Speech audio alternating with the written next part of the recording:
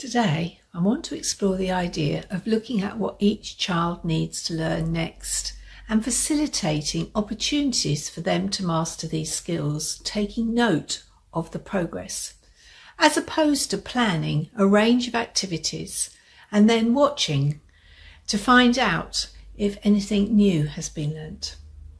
A child-centred approach is when, as practitioners, we are guided by the child. It is when the adults plan the environment and the opportunities, rather than controlling the children directly, such as getting them to all sit down and do what the adult asks to meet the adult's agenda. Child-centred learning focuses on the child's individual needs and tailors their learning experiences accordingly. In the EYFS, we focus also on what the child is interested in too. It is in contrast to a one-size-fits-all, or we're all going to do this now models. It's about understanding and finding ways to meet each child's unique requirements. It also allows children to move freely around the room. When children are active rather than being made to sit, we now know to be how little children learn best. Learning for themselves rather than doing something just to please an adult. Observation is important and part of professional practice. To watch and listen to children, spot and note progress. We as educators can then understand a child's development. We can identify those interests, strengths, and areas that need further development. It allows us to tailor our approach to suit the child's unique needs, promoting a more effective experience. Now you have help here, as the scaffolding ideas on Spark makes lots of suggestions of what might come next. These will assist each child's learning and development appropriately. Spark supports you and parents to tailor opportunities for each child, and these ideas are based on what the child already knows and can do, so they will be developmentally appropriate.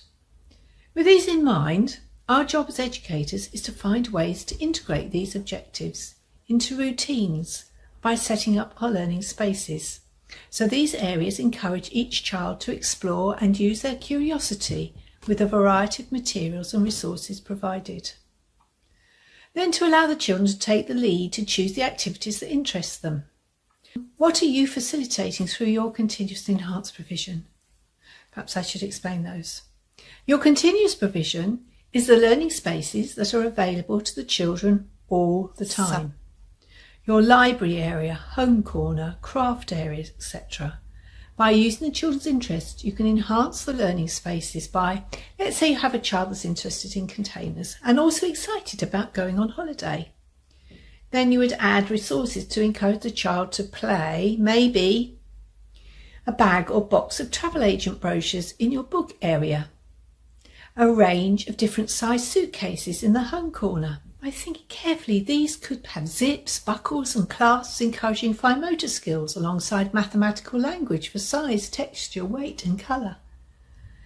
In the craft area, we could add holiday postcards for the children to cut up with glue in different size pots in case they want to stick the pieces onto paper.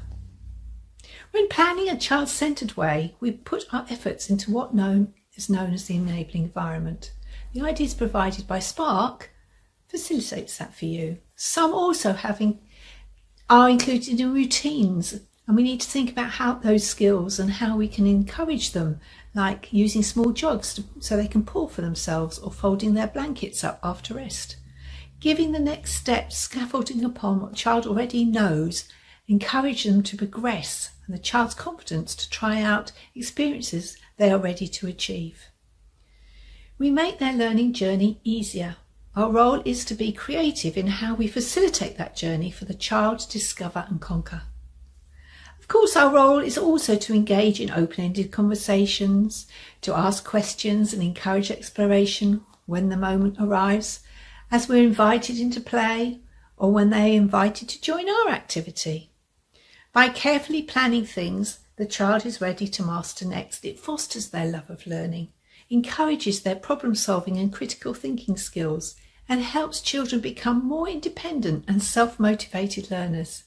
Being self-motivated and learning these skills will equip them with tools to learn for themselves, so they want to excel and achieve. In a world that is ever changing, these skills will support them forever. With a focus on the child's current interests alongside their next stage appropriate objectives, your children will be running ahead of you in their achievements, all because you are providing the right opportunities that encourage investigation, practice and subsequent achievements. Now, I have recently bought a chair in the sale, and it comes, I can't get it up, look, it comes with a remote control. It's on a very short lead, and I've got levers, and although I know what the chair is actually going to do for me, I'll practice, I'll find out, I'll try the different levers. It also folds back, and I've got a thing to put my legs out if I want to. But I'm encouraged by just having a new chair of finding out all these things that I didn't know about it. And that's what you need to do for your children.